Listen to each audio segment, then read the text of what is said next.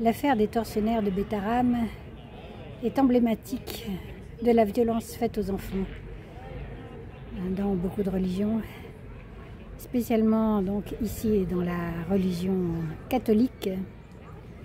Et cette violence, elle n'arrive pas par hasard. Elle est là d'abord parce qu'elle est justifiée par le dogme, par la vision du monde que véhicule cette religion, c'est-à-dire que dans le christianisme et dans le catholicisme, l'enfant est marqué par le péché dès sa naissance.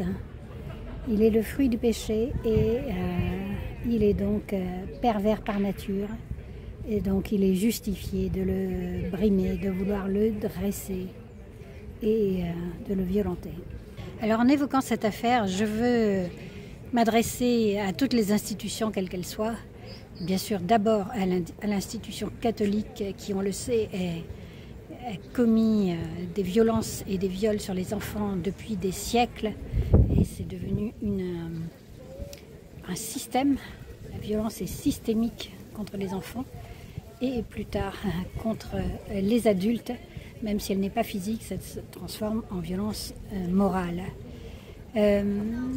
Donc je veux m'adresser à toutes les institutions et aussi à tous les parents, quels qu'ils soient, qui violentent leurs enfants au nom de l'éducation, qui pensent bien faire, qui se justifient en pensant bien faire en violentant les enfants pour mieux les éduquer. Mais ce n'est pas du tout ce qui se passe. En les violentant, on les éduque à la violence, à devenir violents à leur tour, à commettre des violences, soit physiques, soit morales, soit contre autrui, soit contre eux-mêmes. N'éduquez pas vos enfants dans la violence. Il y a d'autres façons de faire. Ni la violence physique, ni la violence morale. J'ai souvenir d'avoir lu, je ne sais plus dans quel livre de Solers, qui est un bon catholique baiseur de bagues de pape, que pour éduquer les enfants, il fallait alterner les moments où on les gâte exagérément et ensuite où on les sanctionne, où on les casse, où on les sanctionne. C'est-à-dire cette alternance de cruauté et de générosité exacerbée qui fait qu'on se sent redevable, c'est-à-dire un peu de jouer au Dieu avec les enfants. C'est ce qui se passait à Betaram aussi. Parce que établissement d'excellence, donc certains enfants, notamment ceux des notables, étaient à l'abri des violences. Et voilà, on a une image de l'excellence des enfants. Et puis les autres étaient violentés et violés. Et puis ces mêmes enfants qui étaient violentés, ils pouvaient être violentés un soir par exemple jusqu'au sang. Et une fois qu'il était ensanglanté, le prêtre qui lui faisait subir ces sévices le prenait sur ses genoux et l'abusait sexuellement au prétexte de le consoler. Voilà. C'est cette éducation dont je parle qui arrive à ce système de perversion. Cette violence, elle s'exerce de la façon la plus lâche qu'on puisse imaginer, c'est-à-dire toujours envers des gens en situation de faiblesse. Et ici, donc, c'était les enfants de Betaram qui étaient internes et qui n'avaient pas leurs parents, des parents pour les protéger, contrairement aux enfants de notables qui eux étaient à l'abri, dont ceux de M. Bayrou bien sûr. Et puis je le disais, elle peut aussi s'exercer envers des adultes. On l'a vu avec notamment l'affaire de l'abbé Pierre. On peut penser aussi à Sœur Teresa qui a refusé à ses pauvres les soins adéquats et surtout les antidouleurs adéquats, donc elle les laissait souffrir terriblement, tout en faisant passer son action pour une action charitable et un acte de bonté. Donc je pense qu'on ne peut pas trouver pire comme duplicité et comme perversion que ce genre de violence. Et faites attention quand nous mettons les pieds dans un petit peu ce genre de choses, que ce soit physique ou psychique, ça contient des graines extrêmement mauvaises qui pourraient pousser et nous nuire, et nuire à autrui surtout. Et cette violence, elle requiert l'isolement des victimes. Donc Bétharram, évidemment, était idéalement placé pour ça, dans cette montagne, ce lieu austère, magnifique en vérité. Je le connais, j'ai habité pas loin. Mais tout ce qui est beau, les gens qui sont habités par le mal veulent le salir. Donc on sait que même dans les histoires de couple, les pervers narcissiques ou au travail, etc., ils sont trop d'abord à isoler leurs victimes. Et là, ici à Bétharram, l'isolement était là, facile, il n'était plus à faire, il était là depuis longtemps. Et la violence dans ce lieu, elle a une très longue histoire, sans doute, elle est là depuis le début. En mai 1840, l'ancien directeur de Bétharram, de l'institution, qui était déjà là, était reconnu coupable d'un triple homicide sur l'un de ses élèves, la mère de cet élève et la sœur de cet élève. Lui, il avait une relation avec la mère de l'élève, qui était veuve, et ensuite il est parti à Paris et elle devait le rejoindre. Elle a envoyé d'abord son fils, et puis elle devait arriver ensuite avec sa fille. Et dès qu'il est arrivé à Paris, eh bien, il l'a tué, il l'a égorgé. Ensuite, il a rejoint cette femme à Bordeaux, où il était censé la rejoindre pour la ramener avec lui. Et il a assommé et égorgé cette femme et sa fille. Donc toute la famille a été tuée par ce prêtre. Ça, c'est le début de l'histoire de Bétharram, et je pense que la violence a marqué ce lieu et a continué. Au XIXe siècle aussi, il semble que Ravachol se soit échappé de cet établissement de Bétharram. Et comme on sait, ensuite, il est devenu un anarchiste violent et assassin. Alors, je ne sais pas s'il y a un lien de cause à effet, mais de toute façon, c'est pas impossible, et c'est classique, assez classique malheureusement, que des enfants qui ont été victimes de violences deviennent violents à leur tour, soit envers autrui, soit envers eux-mêmes, c'est-à-dire suicidaires. Et on sait qu'il y a eu des suicides sur place dans l'établissement de Bétharram. Alors, je vais vous faire maintenant une petite recension des quelques cas connus de violence à Bétharram. Recension que j'ai faite en puisant largement dans la page Wikipédia consacrée à cette affaire. Donc merci à Wikipédia encore une fois, qui est toujours utile. Alors en 1957, on a eu l'affaire Lamas. Ce sont des agressions sexuelles sur mineurs. L'une des victimes du prêtre, Lamas, donc, c'était un orphelin de 15 ans. Et quand il a dénoncé les agressions sexuelles de ce prêtre, il a été interné à l'hôpital psychiatrique pour, a-t-il dit, discréditer son témoignage. Et trois prêtres sont allés voir sa grand-mère, qui était sa tutrice, pour la menacer de lui prendre ses biens si l'affaire s'ébruitait. Alors, suite à quoi, le prêtre il a été muté à Bethléem, en Cisjordanie, où il est devenu supérieur de la communauté de Bethléem.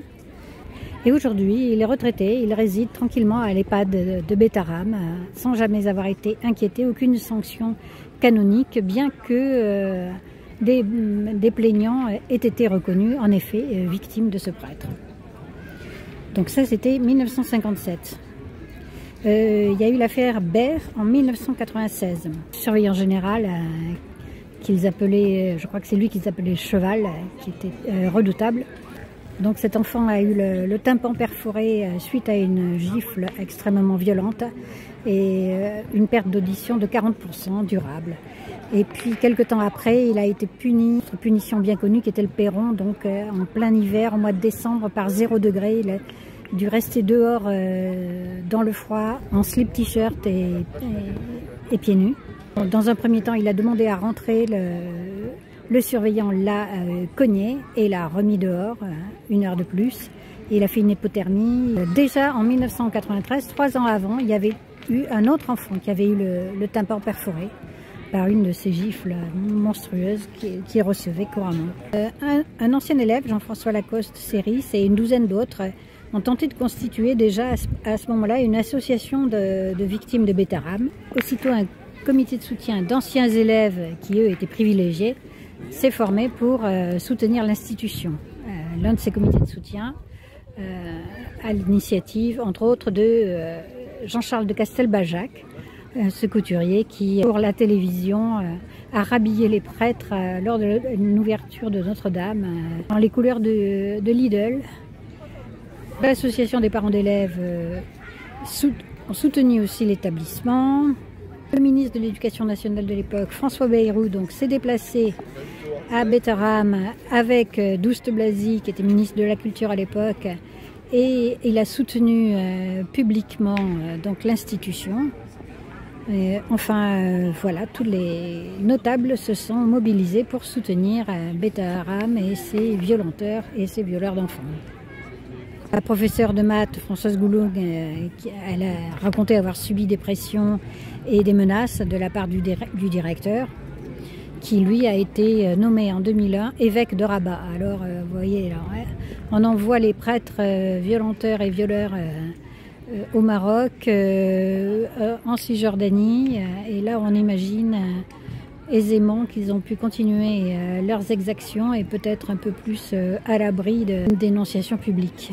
Il y a eu aussi l'affaire Sylvier Caricard, alors ça c'est en 98, donc le directeur de l'institution qui a été mis en examen pour viol sur un enfant de 10 ans et demi, qu'il a agressé sexuellement le matin même des obsèques du père de cet enfant. Il devait partir aux obsèques et ce prêtre avec une perversité sans nom, donc l'a violé avant les obsèques de son père. Bon, il a été relâché 2 semaines après. On sait que François Bayrou est intervenu de façon tout à fait surprenante pour exprimer à la justice ses doutes quant à la culpabilité de cet homme, qui a finalement été exfiltré à Rome et qui a été accusé ensuite par 3 et puis par 5 personnes. Donc il a au moins 5 enfants qu'il a agressés dans cette institution et qui a fini par se suicider à Rome 1 an et demi plus tard. Suicide peut-être un peu étrange aussi, puisque à ma foi il était à l'abri. Mais bon, il y a beaucoup d'étrangeté toujours dans ces affaires et évidemment personne ne dit tout et toutes les personnes impliquées cachent autant qu'elles le peuvent. Enfin, en 2023, l'ancien élève Alain Asquer fonde le groupe Facebook des anciennes victimes et très rapidement, ils sont 900 sur ce groupe et il reçoit les témoignages. Et maintenant, je vais faire une recension des sévices endurés par ces anciens élèves tels qu'ils en ont témoigné donc après la formation de ce groupe. C'est terrible, mais il faut le faire, il faut le dire parce que sinon on ne se rend pas compte à quel point ce fut terrible. Il y avait commencé les claques violentes, au point de pouvoir perforer les tympans, des coups de pied, des coups de poing sur la tête, des coups de règle sur les ongles, des fessées à même le corps, y compris avec des battes de criquet, des arrachages de cheveux, des arrachages d'ongles, des agenouillements sur règles métalliques jusqu'au sang, des tabassages en série, il y avait des visages ensanglantés, des étranglements jusqu'à évanouissement, des piqûres sous-cutanées à l'eau ou à l'alcool. Et puis, quand ces élèves avaient été ainsi abîmés, et punissaient de week-end dans leur famille, afin que leur famille ne constate pas les traces des tabassages et des tortures qu'ils avaient subies. Voilà, alors il y a eu des suicides au sein de l'établissement, des suicides d'élèves. Et puis Alain Esquer dit que les pères directeurs, depuis les années 90, étaient tous des agresseurs sexuels qui faisaient leur marché dans les dortoirs la nuit. Voilà ce qui se passait à Bétharram. Et maintenant, j'aimerais bien savoir comment il est possible que toutes les personnes qui ont laissé faire ça, qui ont assisté à ça, qui ont su tout cela et n'ont rien fait, soient encore en poste. Comment c'est possible? À commencer bien sûr par François Bayrou. Comment c'est possible que cette école soit toujours ouverte et que les notables y mettent toujours leurs enfants pour apprendre la différence des classes et la différence des sorts qui est réservée aux uns et aux autres, et pour apprendre la cruauté intime et la cruauté sociale. Tous ces gens sont des maîtres de l'illusion. Ils agissent en faisant croire qu'ils font autre chose que ce qu'ils font, y compris Macron, qui vient de donner son soutien à François Bayrou. Soyons conscients de tout ça. Et dans notre vie personnelle aussi, ne nous laissons pas illusionner par ces marchands qui manipulent les uns et les autres à leur profit exclusivement. Croyez-le bien. Donc soyons vigilants face à ces illusionnistes, ces manipulateurs qui montent des systèmes pour nous faire croire ce qu'ils veulent nous faire croire et qui n'est pas du tout la vérité. Cherchons la vérité en nous adressant à plusieurs sources et notamment aux personnes directement concernées et non pas en nous fiant à ce qu'on nous dit de ces personnes ou de ce qui est fait, sans chercher à vérifier que c'est bien ce qui est fait et que ce n'est pas une couverture pour quelque chose de bien pire. Alors la mort ou le départ des différents coupables à travers le temps n'a pas empêché que le système perdure, les sévices, les tortures perdurent, puisque le système était bien mis en place, que la violence était systémique et que cette organisation, elle était rendue possible et pérenne